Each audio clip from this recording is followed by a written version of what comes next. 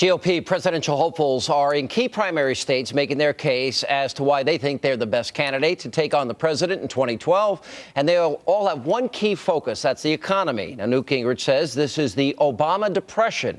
He's urging Republicans to stand strong against the government establishment and not raise any taxes when it comes to the debt ceiling deal. And here to explain, the man himself, author of A Nation Like No Other, Why American Exceptionalism Matters, former Speaker of the House, presidential candidate Newt Gingrich. Mr. Speaker, good to see you. It's good to be with you. And we had a great Tea Party town hall meeting in Charleston, South Carolina tonight, and very, very strong opposition to any tax increase and to any giving in on the debt ceiling fight. Well, this is now key. First of all, do you buy, I was asking Governor Kasich this, do you buy into this deadline issue that August 2nd comes, there's no deal, and the world as we know it comes to an end? Because I don't believe that's the case. There's still money coming into the government.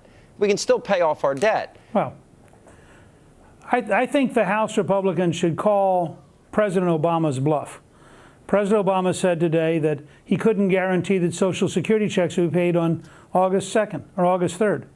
The House Republicans ought to go in tomorrow or the next day, pass a $100 billion cut in spending and a $100 billion increase in the debt ceiling, so they're exactly balanced. That takes us all the way through to September. And they should call that the Social Security Payment Guarantee Bill. And then they should say to the president, here, we've taken care of August. All you have to do is get Harry Reid and the Senate Democrats to pass it.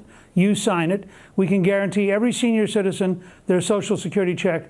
Now, Mr. President, are you prepared to stop senior citizens from getting their check? Put the shoe back on his foot. Make him responsible. And you could do that once a month for the next 18 months. All right. And you can find $100 billion a month to do it. That's what I've been saying.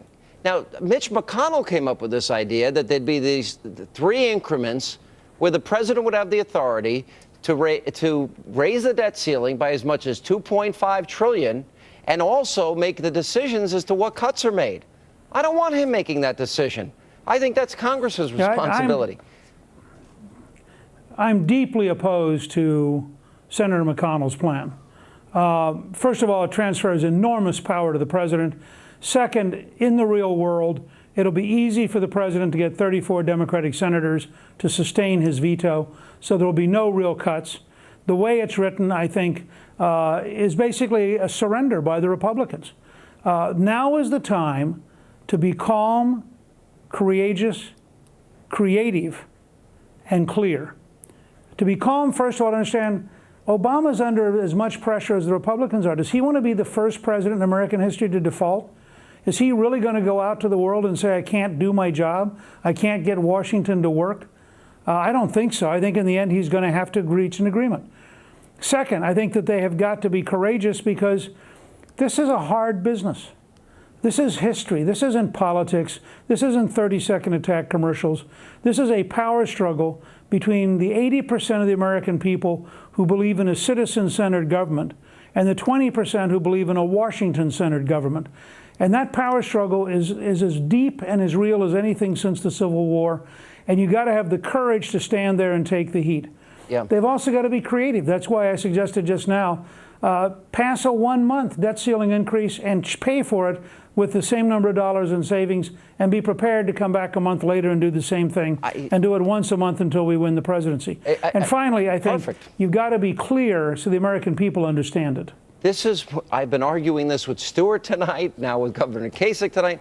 They have the power to do that, and then all the responsibility is then shifted on the president. I don't like the idea that he unilaterally would get to decide what gets cut, because I don't know if we'd have a Defense Department at the end of this period of time when he made his cuts, which, as you point out, he'd be able to sustain a veto.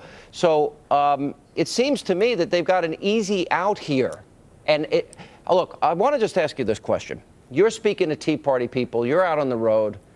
The one thing I hear over and over again is this is why you were elected. Don't let us down. Are you hearing it as loudly as I am?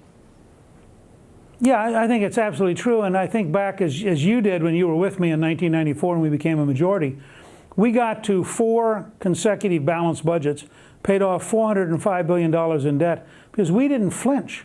People tend to forget. The government closed for 5 days in November of 1995. It closed for 21 days between December and January. Those 26 days convinced Bill Clinton that we were deadly serious. We were not playing a game. We weren't posturing. We were determined to balance the federal budget. And by the way, we did balance it for 4 years while cutting taxes, not raising them. And we brought unemployment down from 5.6% to under 4%, while reforming welfare, the largest entitlement reform in our lifetime. So people have to have a sense of commitment to what they're doing. I very much am opposed to Republicans backing off. They have to win the argument with Obama, and they can win the argument if that's what they'll focus on doing. All right, last question. Do you think America's in a depression? You said the Obama depression. Yes. Explain. Yes. You have the lowest participation rate since 1984. You had 250,000 people drop out of the workforce last month. While the workforce was shrinking, unemployment went up to 9.2%. We created last month 18,000 jobs net. That's one job for every 1,000 unemployed Americans. And you have housing prices dropping by more than they did in the Great Depression. This is the Obama depression. He is the most successful food stamp president in history, and we need to replace him with somebody dedicated to being a paycheck president, not a food stamp president. I hope they're listening. I think this once a month plan of yours is how to deal with it. Then they can't be blamed for senior citizens not getting Social Security checks. They'll be cutting significantly large amounts of the debt and spending. I think it's a good plan. Mr. Speaker, appreciate you being with us. Thank you. Good to be with you. All right, and don't forget Greta in 18 short minutes from right now. Let not your heart be troubled. Our great, great, great American panel next.